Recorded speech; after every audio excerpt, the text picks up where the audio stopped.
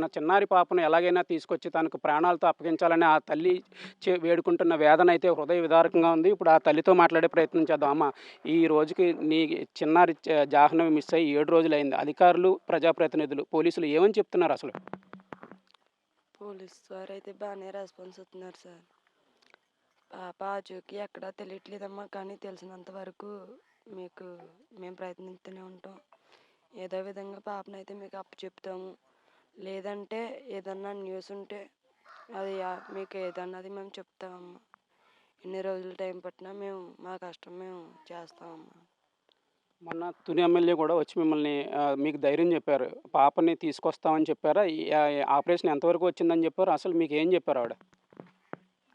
ఎన్ని రోజులంటే అవనే కానీ పాప ఆచూకీ అయితే కనిపెట్టి మీకు చెప్తామమ్మా, ధైర్యంగా ఉండండి అని చెప్పారు సార్.